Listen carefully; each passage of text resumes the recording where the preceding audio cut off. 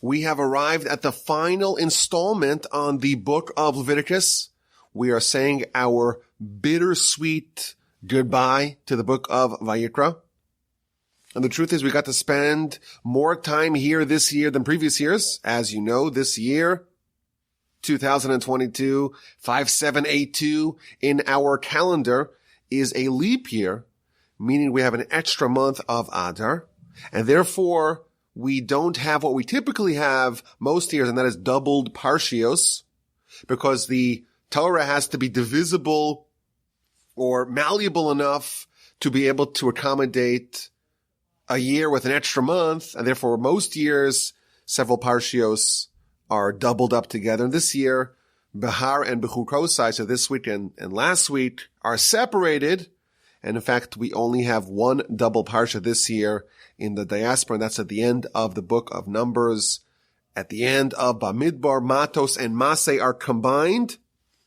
If you are so fortunate as to live in the land of Israel, this year there are no double Parshios. And that's because the final day of Passover, of Pesach, in the diaspora was on Shabbos. In Israel, that day was a regular day, meaning in Israel they read the Parsha. In the United States or in the diaspora, we're still observing Pesach, so we read something related to Pesach. So we're a week behind. We're going to sync up with our brethren in the Holy Land at the end of the book of Numbers. And we're here to celebrate the completion of the book of Vayikra with a very special edition of the Parsha Podcast. I'm fortunate to be in the Torch Center in Houston, Texas. The website is torchweb.org. The email address is rabbiwolbe@gmail.com. Now, I must say that I actually had a devilish plan for this week's Parsha Podcast. But thank God my better judgment won, and I tabled my plans. Are you curious to hear what those plans were? Do you want to know what my cunning, scheming plans were before I changed course? This was the plan. There's an amazing Orach Chaim, the commentary of Orach Chaim, the classic commentary, on the first verse of our Parsha. And he offers, listen to this, he offers around 50 different interpretations on one verse. The verse, Im Bechukosai telechu, if you go in the ways of God, and you observe his mitzvos, etc., in one verse. He offers a comprehensive, basically it's a whole course, a crash course in Jewish philosophy and Torah and mitzvos, and he weaves it all in to this very short verse. Incredible work of scholarship, an absolute masterpiece, a magisterial piece. I have the teacher's edition of the Torah, and it has all the various commentators all weaved into one volume in Hebrew. And this takes up pages upon pages in tiny letters. It's absolutely massive. In the new edition that I have, they actually number the interpretations of the Orach Chaim on this verse, and they only get up to 42 different interpretations. But I will tell you that I read the whole thing, and the true number of interpretations that he reads into this verse is closer to 50. And these are not like one-liners. Each one is very substantial, and it's a magnificent piece. And I think, as I was reading it, I was thinking that we could really spend a whole year just studying this one comment of the Orach Chaim on one verse, the first verse of our Parsha. We could really spend a week on each one of his interpretations on one verse. So here was my devilish plan. I was going to say that, we have this running joke at the end of the podcast. When it gets, towards the end of the podcast, it's the exquisite inside territory. And I have this line that I like to say, well, no one's listening anyhow, so I could say things. I could go rogue. I would already stop listening way earlier. And then whenever I make that joke, I get some texts, I get some emails, rabbiwolbe@gmail.com. Oh, Rabbi Wolbe, I actually listened all the way to the end. I caught you. So here was my plan. This was the sinister plan. I was going to dedicate this week's Parsha Podcast to this Orach Chaim comment.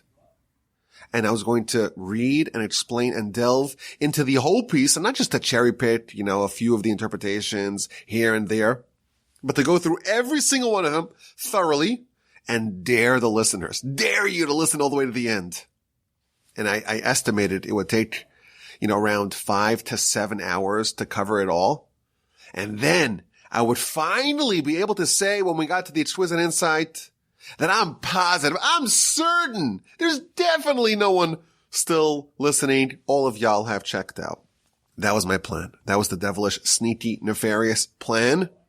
But thank God I came to my senses and I decided to spare you and frankly to spare me from that episode, even though it would be incredible, but it's too much in one. And I'm not giving you a loyalty test. And the truth is, with the help of the Almighty and thanks to your astute attentiveness, our podcasts actually have a very high retention rate. More than 90% of our listeners stick around for more than 75% of every episode. In the industry, this is called impactful plays. So more than 90% of the listeners actually listen to more than 3/4 of a given episode. And that's astonishingly high. So thank you so much. I appreciate your listenership, listening all the way to the end. Maybe I'm going to have to retire this joke that no one's listening. Or maybe I'll keep it. Which will it be? You'll have to stick around to the end to find out. So we're not going to cover this Orach Chaim, but I would advise you, if you have the ability to read it in Hebrew, it was also translated, it was published in English by ArtScroll. They did a translation, an excellent, superb translation of the Orach Chaim. If you have some time to read it, even if you don't read the whole thing, it's really exquisite. And it's really amazing to see how much richness and how much layering and how many facets there are and how much we could read into just one verse. It's amazing. We always say the Torah is infinite. Torah is the mind of God. It's the will of God. And therefore, like God, it too is infinite. And here we see an example of what that looks like. It's only one verse, it's a couple of words. And we can legitimately see so much nuance and so many angles and so many dimensions into this. And one commentary can offer 50 interpretations. We're not going to do that, but if you have time, I would encourage you to read it. So our parsha begins, that same verse that we mentioned, in Bechukosai telechu, if you go in my decrees and my statutes, if you follow the ways of God, V'etz mitzvosai tishmoru, and if you guard, if you observe my mitzvos, va'asisem osam, and you shall do them. This is the first verse of our parsha, and there is an iconic Rashi, an amazing Rashi, that is going to be the subject of this podcast. So Rashi asks a question. What does it mean to walk in God's decrees? Im bechukosai, if in my decrees, telechu, you shall walk. What does that mean? So Rashi says, well, you may think it's referring to the observance of the mitzvos. To walk with the decrees of God, which means to obey, to adhere to the decrees of God. But it can't be that, because the very next words of the verse, they say, Ve'es mitzvosai tishmoru, and you shall observe my mitzvos, and v'asisem osam, you shall do them. So the verse already explicitly addresses observance of the mitzvos. So if observance of the mitzvos is already featured at the end of the verse, what does it mean, im bechukosai telechu? It must refer to something else. It must not be referring to observance of the mitzvos. So Rashi tells us, quoting a midrash, what does it mean, bechukosai telechu? What does it mean that you should walk in God's decrees? It means, shetihiyu amelim b'Torah. You should toil in Torah. There's something else besides for the observance of the mitzvos, and that is to toil in Torah. That is what is meant, tells us Rashi, by the words, Bechukosai telechu, in my decrees you shall walk. This is going to be the subject of today's podcast. Now, I must say, if you had the great privilege of spending time in yeshiva, you've probably heard this Rashi, 1,000,000 times. And the reason is because it's such an iconic Rashi, it's such a famous comment in Rashi, that every speech in the yeshiva, every speech during this week is going off on this Rashi, waxing on this Rashi. So oddly, Although the best experience a youth can have to expand their mind, to expand their soul, the best experience is to spend some time in yeshiva. I feel like with respect to understanding this Rashi, you are a bit disadvantaged. Because if you've been to yeshiva and you've heard this iconic Rashi so many times, and certainly if you heard it before you were old enough to appreciate what Rashi is telling us, it kind of loses its mystique. It becomes a cliche. It becomes a bland platitude bereft of meaning. I got an email this week from a scholar friend of mine. He was writing an article on this Parsha, and he wanted my feedback. And he wrote, he says, listen, I'm going to publish this in a local publication, and I'm curious to hear your thoughts. And this is an actual quote from his email.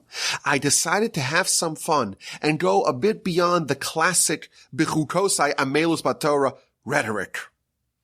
Basically he's saying like beyond what everyone always talks about in this parsha. Everyone always talks about Bechukosai, you should walk in my decrees. And what does it mean? It means you should be toiling in Torah.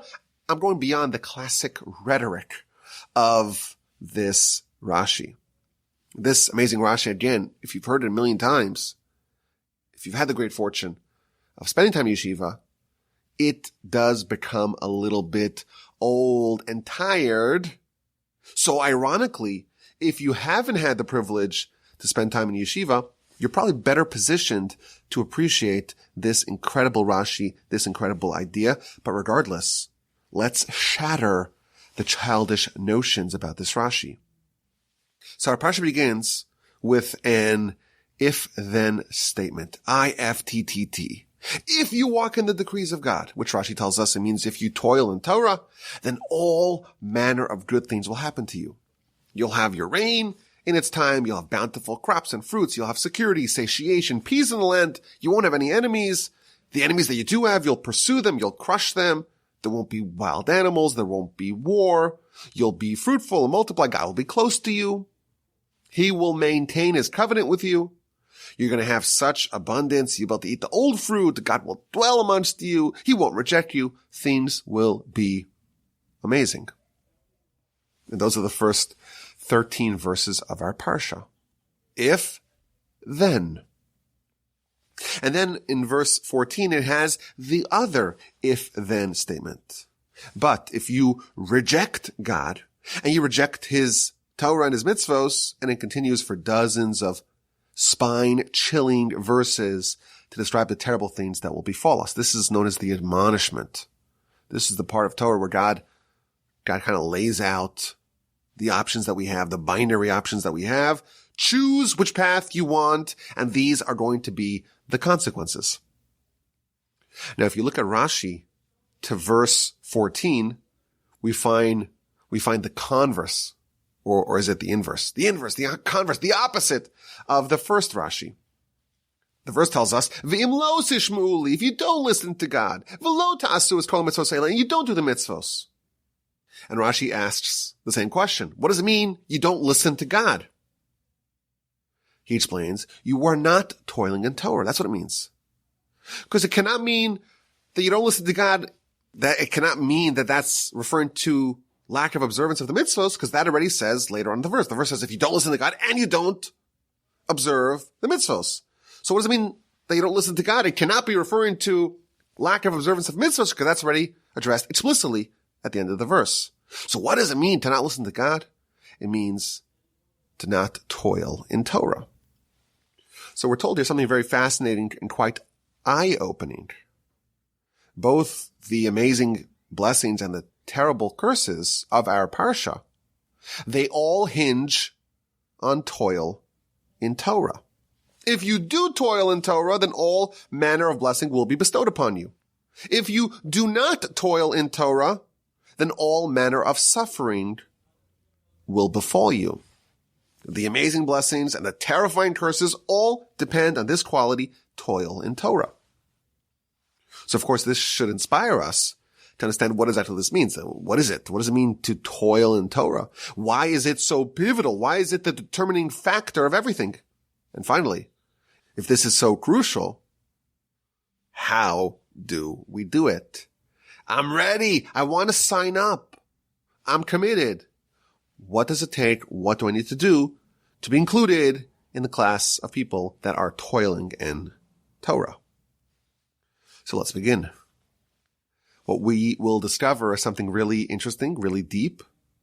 Ideas that I think will dovetail into some of the big ideas that we have discussed at length in the Parsha Podcast. Just last week we spent time talking about the unlimited potential that we all have. This, I think, will serve as a fitting follow-up to what we talked about last week. But I must attest before we begin that I cannot take credit for this brilliance I saw what I'm about to share with you in several essays from my grandfather, blessed memory's vast writings. So let's begin. Rashi tells us that everything, all these blessings and all these curses, it all hinges on toiling in Torah. The Midrash adds another wrinkle. The Midrash says, if you walk with God's decrees, and the Midrash explains, Melamed, this teaches us, that God desires, He covets, Yisrael amelim b'Torah, that Israel should toil in Torah. This is not simply a command to toil in Torah. This is something that God covets. This indicates that really everything that God wants out of His creations is wrapped up into this, into toil of Torah. Not just study of Torah, not just Torah learning, but Torah toil. Similarly, the Talmud tells us in the book of Avodah Zarah, page 5a, Im Bechukosai telechu, the word im, which means if you walk in God's decrees, the word if, im, is a term of tachanunim, of begging, of pleading. This is what God is desirous of. This is what He covets, and He's pleading with us to do it. And of course, we're mature enough, we're experienced enough to know that we can't do anything for God, and it's all really for us. God has no desires or needs. What our sages are revealing to us is that this idea of toil in Torah, whatever it means, in this idea, we can find the essence of what God is trying to get to us, what He's trying to convey to us, what it all boils down to. It all crystallizes to toil in Torah. That is our mission. What is it? What is it? Why is it our mission? And how do we do it? So here's the secret. I'll tell you the secret, and then we will explain exactly how it works, exactly how it impacts a person. Toil in Torah, that is the way to unlock the unlimited human potential that we all have. And my grandfather, blessed memory, he explained this with an analogy. It's like you have a seed of a tree. A seed contains all the potential for the tree, but the seed has yet to sprout. When has a tree actualized its potential? Only when it's fully grown. It's got roots and branches and leaves and fruits, and it's delivering new fruits year after year for centuries. That's when the tree achieves its potential. And man is like a seed. It arrives to this earth as a seed. It has unlimited potential, but all that potential is still locked up. It hasn't been unlocked. It hasn't been developed. All the components of greatness are present. But in order for it to be actualized, you have to deepen those roots. You have to sprout those branches, those trees, and those fruits. And only then will the potential be actualized. And of course, it happens slowly. Just like a sapling. You don't drop the sapling into the ground, and tomorrow you have the whole tree. It takes time. Similarly with a person, there's a whole process. You have to discover yourself. You have to identify your potential. And you have to layer upon that the Almighty's guidance for greatness, namely Torah. And not just to study it superficially, not just to take a cursory stroll in the paths of Torah, but specifically to toil in it. We're here to develop our potential. We have this seed, and captured within it, in theory, is all that greatness. But we need to develop it. And the tool to develop it, of course, is Torah, and specifically a kind of Torah engagement that's known as toil in Torah. And that's what Rashi is referring to when he says to toil in Torah. I like to think of this as like the old Sears Roebuck build your own home kits. They send you all the materials and all the parts and all the pieces. And what do you have? You have a whole house. But it's all in theory. It's all in potential. You have to assemble it yourself. You have to put it all together yourself. We come here and we have something really special, but it's unassembled. And we need to assemble those parts together ourselves. When you get here, you are quite literally a self-assembly kit.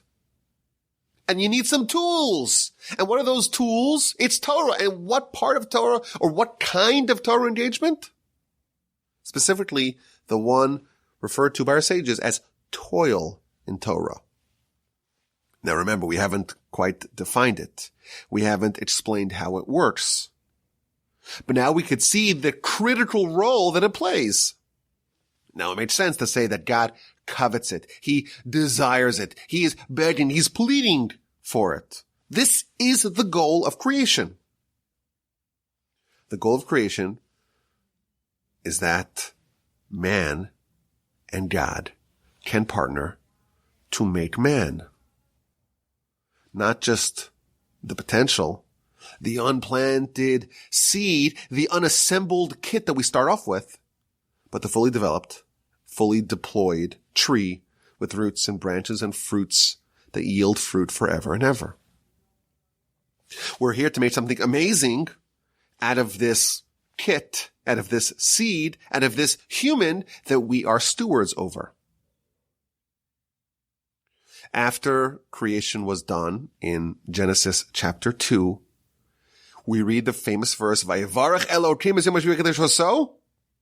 God blessed day 7. Kivo shavas mikol malachto, because on that day God rested from all his work. And the final words of this verse, Asher bara Elokim la'asos, that God created la'asos, to do. What does that mean? God created la'asos, to do. That extra word, the verse will make a lot more sense if you just say that God made the whole creation and he ceased to create on day 7. And on day 7, God rested from all his work that God created. Why does it add the extra word, la'asos, to do? So the answer is that God created really everything in existence, but not really everything. Almost everything. In the higher spheres, God created everything. In the lowest spheres, God created also everything. But in this world, and specifically in man, and man, when we say man, of course we mean mankind. I don't want to get those emails. Man, you're a chauvinist. No, we mean mankind. Humanity, it's a partnership. God created the world, la'asos. He created the world to do, meaning for us to finish what he started, for us to complete our portion of the deal, for us to assemble the kit that he delivered to us, for us to plant that seed, for us to complete and make and finalize what God started. And that's what the verse means. Yes, there are parts of creation that are totally done by God, and they're not dynamic, and there's no need to finish that. And those are the things that are above us spiritually and things that are below us spiritually. But humanity, the goal of it all, this really odd, strange chimera that's man, so to speak, a divine-made chimera, shall we say, of course. This hybrid of a heavenly, angelic soul and a really low, earthly, beastly body, and the capacity of free will and transformation, the dynamism of man, the objective is for man to do the work to finish it. God created this world, and specifically us, with the intention, with the goal, with the objective of us doing the work to finish what God started. This is like the example of circumcision. You know, the human body is born, almost finished. There's still just one little bit, one little amendment, one slight improvement that we need to do. And that's why circumcision is really symbolic of all of Torah. It's a one mitzvah that represents everything, because this is really kind of globally what humanity and thus creation is all about. For us to make that slight improvement, to fix it slightly, to improve it slightly, to assemble, to plant, in the analogies that we furnished above. How do we do it? How do we develop our potential? Well, of course, the answer is through Torah. They might have given us the instruction manual. He gave us the directions how to assemble it. Through this incredible gift, and specifically by deploying it with toil. Now, by the way, this is just not speculation. This is explicitly in the Talmud. Talmud tells us, the book of Sanhedrin, page 99b, Adam la'amal yulad. Man is created for amal, for toil. And the Talmud says it's the toil of the mouth, not of work. And it's the toil of Torah, not other things. The Talmud tells us explicitly that man was created with the need to add toil to it. That's the assembly of the kit. That's the planting of the seed. And the only kind of toil that actualizes man and completes man and achieves the objective of creation is the toil of Torah. An amazing idea we have over here. Man needs to come here to develop their potential. It makes you wonder, what was wrong for the soul in heaven? Why does it need to come here to this crazy world to develop its potential? Why couldn't it do it there, above? Why does it have to come down here? So my grandfather quotes this amazing piece. This is a piece really from the Zohar, but it's quoted by the iconic book Shev Shmaitza in the introduction. It's actually featured in my grandfather's work. He spends a lot of time on this particular citation. And it's oriented around a verse. The verse tells us in Proverbs chapter 5, drink water from your cistern and dripping, sprouting water from your spring. You have a cistern, like a pit in which you place water. And then you have a spring which spouts water from itself. And the Shev Shmaitza explains that the soul in heaven is akin to a cistern. It doesn't have this flow. It is filled by others. But essentially, it's empty. So the soul in heaven's got all these amazing experiences. It's in this really idyllic existence, but it's a cistern, meaning that the water that's placed within it is placed by others. It has no water of its own.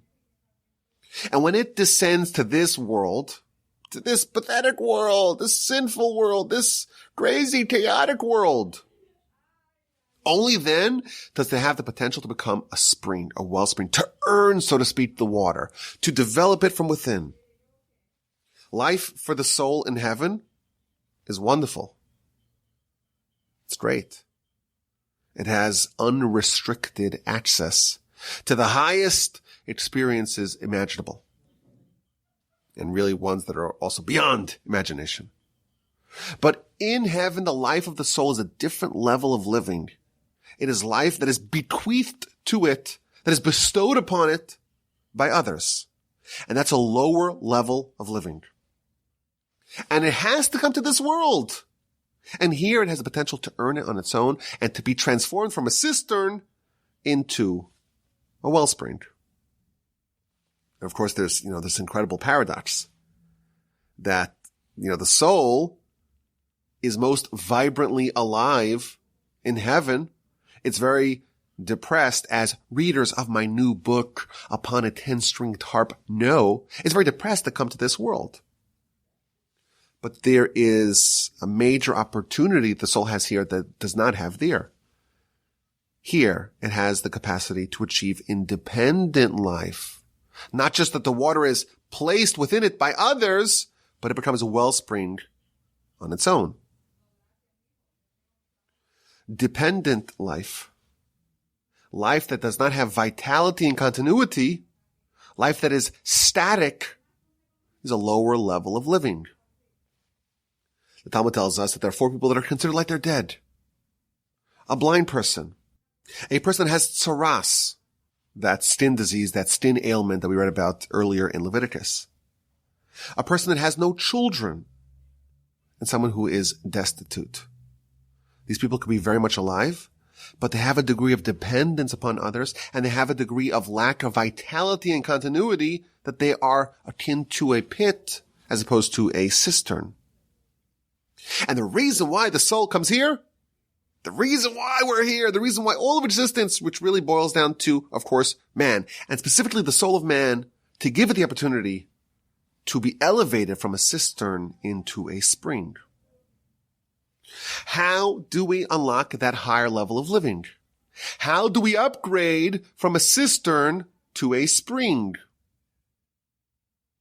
The answer is toil in Torah. So if I had to make a pitch for this quality, toil in Torah, what would the deck look like? What would the PowerPoint presentation look like? I would say, well, look at Rashi. It tells us that this is the key to gain reward and to avoid punishment of our Parsha.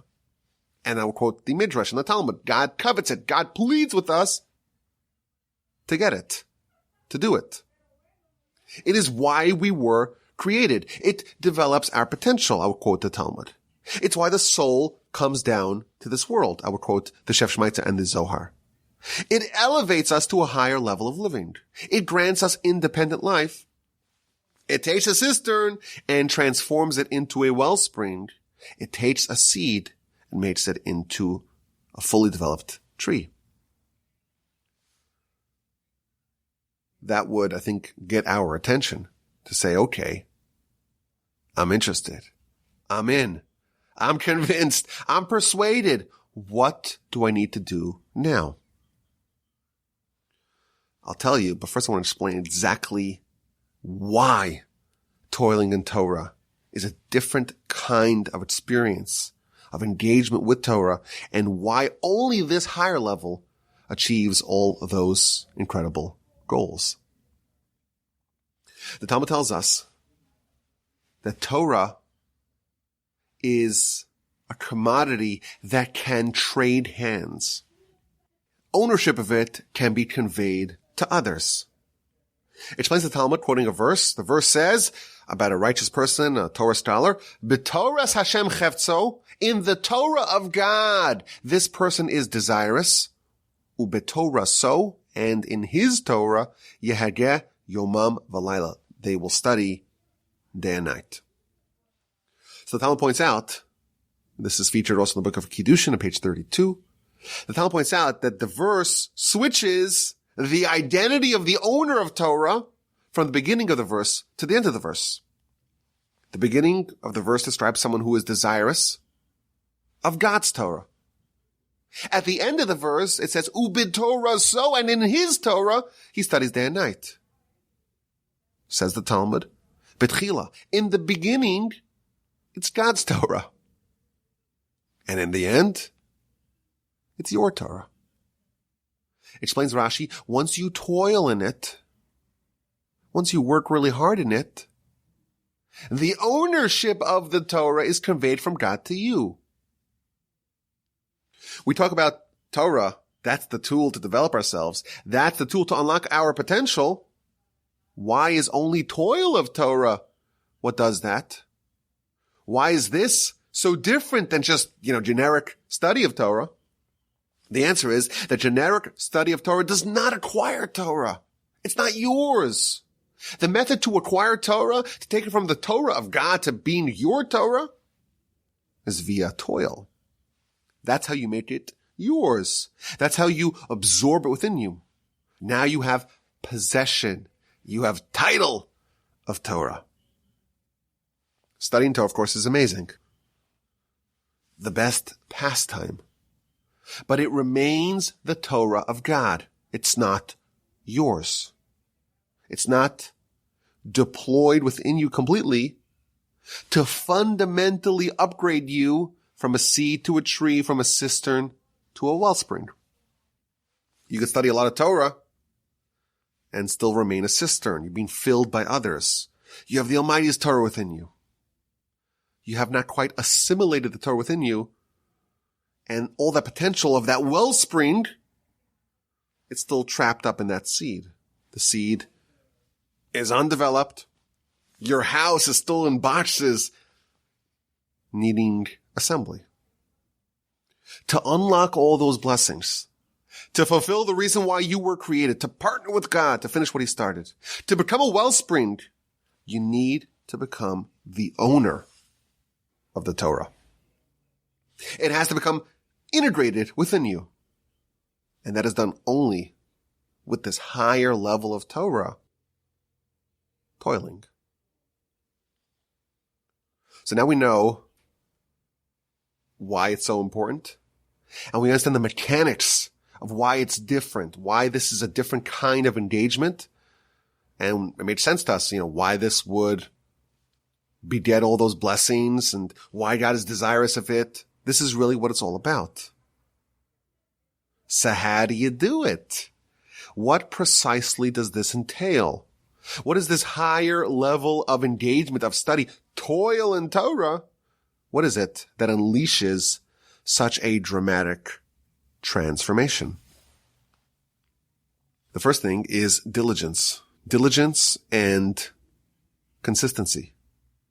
In the aforementioned Talmud, in the book of Sanhedrin, page 99b, the verse that it quotes is, Lo yamush sefer HaTorah mipicha. This book of Torah shall never depart from your mouth. If you want ownership of Torah, what does that mean? For it to be yours. What does it mean to be yours? It means it's always with you. You don't leave your kidneys behind when you go to Disneyland. It's yours.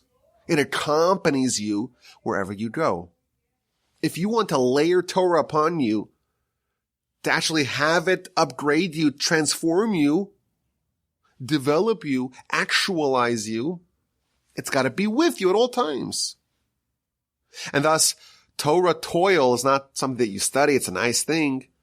It's got to be yours. Ownership. You want to own it? Okay. Ownership means it's actually with you. You're integrating that within you. I had this memory when I was thinking about this idea.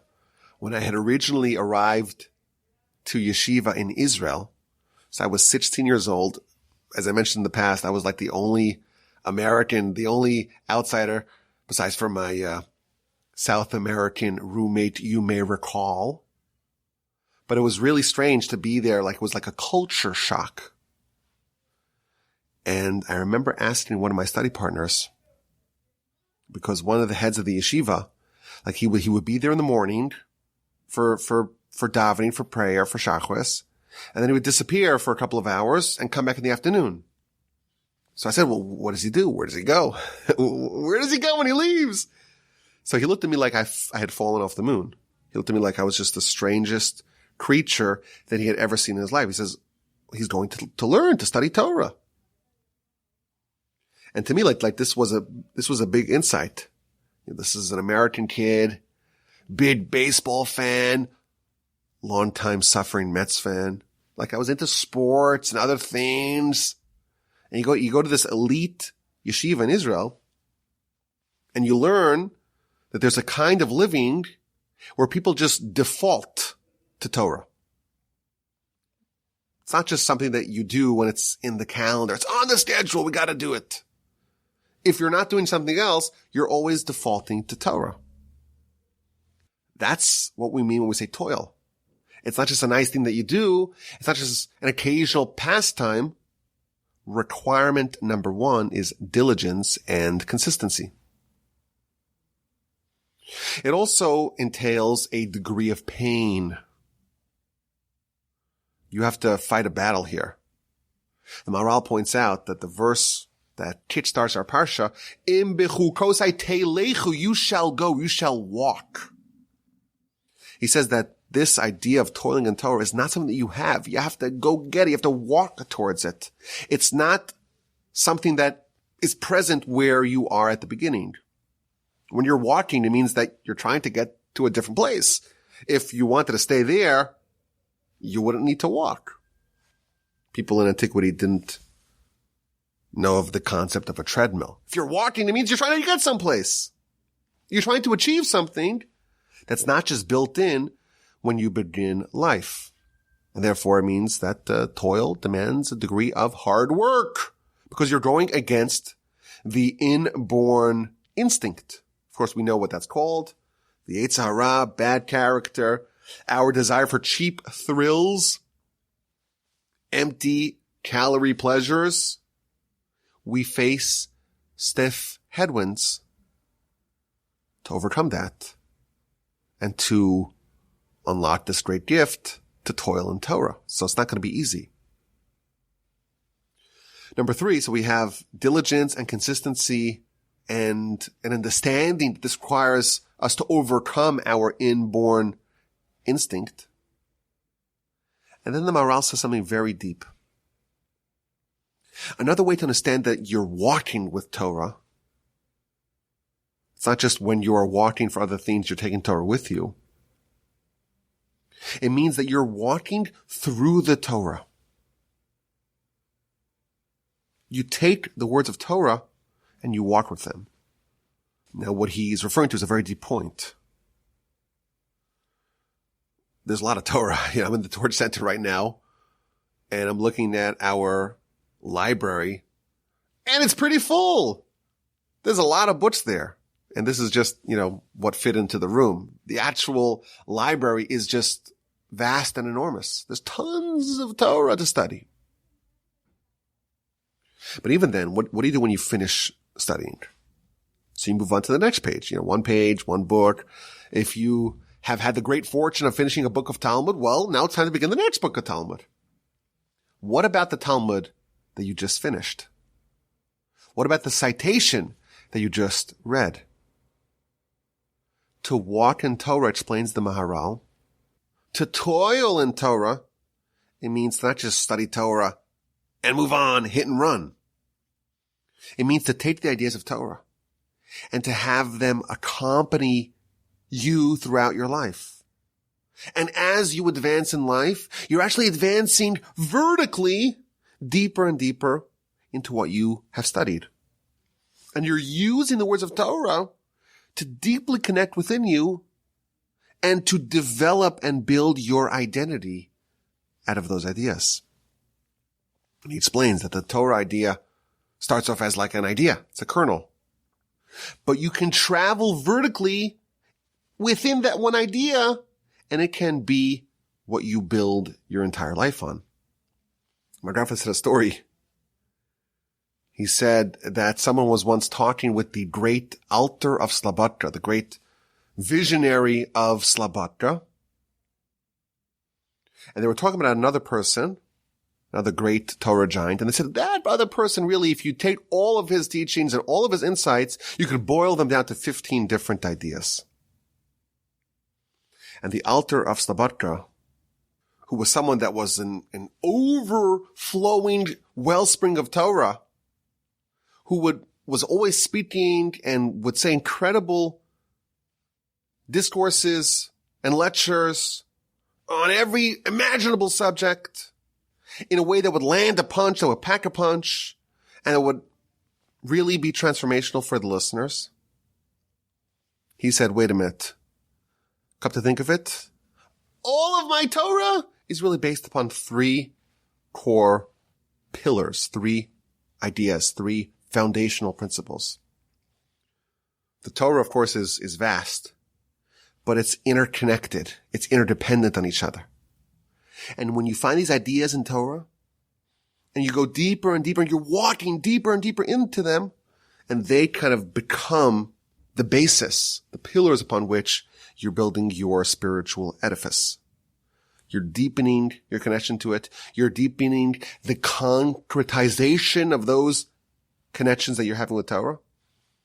And slowly, you are melding and fusing man with Torah. So we talk about toiling in Torah. We are referring to connecting to Torah on such a deep level that it just grates away. It just removes all the mediocrity and all the nonsense and all the superficiality that we have within us.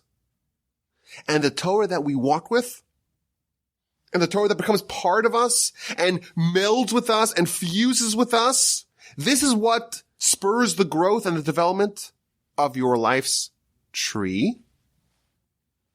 And when the Torah becomes part of you, it acts as the water and the dew to develop that seed that you started with. This is why you are here. This is what God desires from you. This is what unlocks all those blessings. This is what develops your potential. And it's not an easy thing to do. You have to start small. You start, and you're a cistern here as well. The soul was a cistern in heaven. It's a cistern here too. You have to learn from others. You start off as an outsider. And you're filling up, so to speak, your cistern with more and more water, picking up pieces here and there, learning from others. But gradually the goal is to connect with Torah on such a deep level that you begin to sprout on your own. And if we engage with Torah on this high level, with tenacity and consistency, and we're probing it to its depths, and we're becoming one with Torah, and we're doing that final mile of creation that God created the world, la'asos, for us to finish it, we're partnering with God to develop and actualize the great potential that He gave us. We're connecting with Torah on this fundamental level. That begins this process of transformation and change. This is what God covets. This is why our soul needs to come here. That kind of engagement with Torah is the key to unlocking all the blessings and avoiding all the curses of our Parsha. May we all be so fortunate to assemble our kit, to plant and cultivate our seed, and actualize the great potential that we are destined to achieve. Okay, let's get to this week's exquisite insight. Are you ready? Are you still there? Are you listening? Our Parsha has an unusual segue. We think of Parsha Bechukosai as being the admonishment, but that's just one chapter. And then the final chapter talks about all these other things, about tithing and about evaluations of people. And it seems like an odd way to end the book, but also an odd way to kind of leave the admonishment and the castigation and the reprimandation of this. If you listen and if you observe, you'll have blessing. And if you don't, and if you don't toil in Torah and you just live a very superficial life, then you'll suffer the consequences.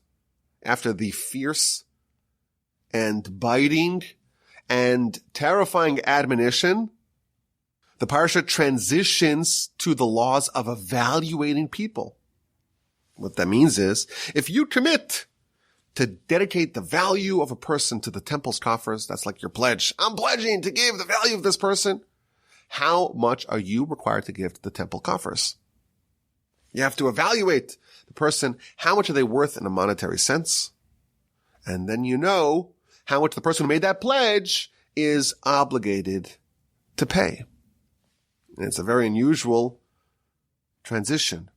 What is the meaning behind this strange segue? Why is there a juxtaposition of the value of people and the fierce admonishment in our Parsha?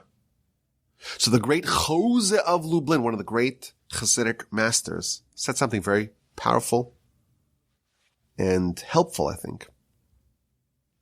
The Torah was worried that after reading all about this terrible admonition, people's spirits will be broken.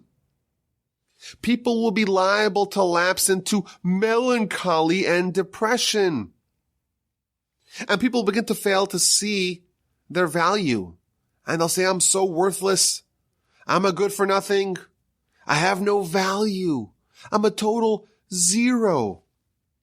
So right afterwards, we have the laws of arachin, of valuing a person, to instruct us, to tell us that there is no person in the world that doesn't have value. And a person should never say, I'm worthless, because the Almighty loves us all like a parent loves their only child.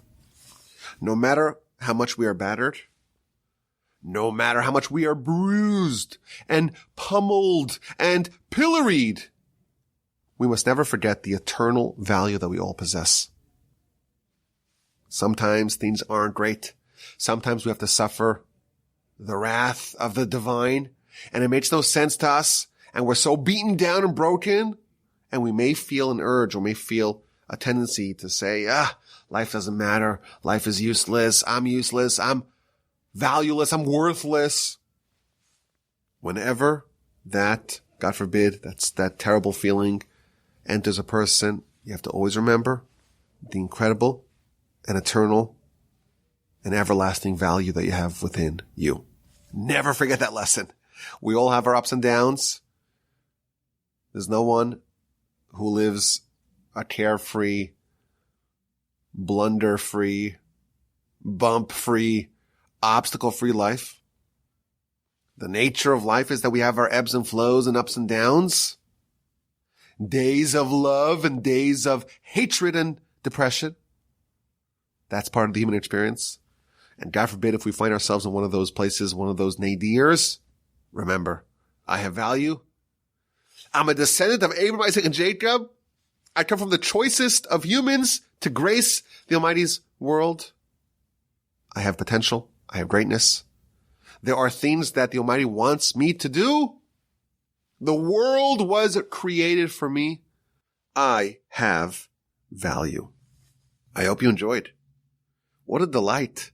We get to study Torah together from the Torch Center in Houston, Texas. This was really enjoyable. Send me an email. Reach out. RabbiWolbe@gmail.com. Let's become friends. Tell me if you liked the podcast or if you didn't. Tell me your story. Ask what's going on here at the Torch Center. Reach out. Find out how I'm doing. Let me hear how you're doing. RabbiWolbe@gmail.com. Have an incredible day, a fantastic rest of your week, and a restful, invigorating, uplifting, transformational Shabbos upcoming. And please, God, with help of the Almighty, we'll talk again next week when we begin the book of Numbers, the book of Bamidbar, with the help of the Almighty.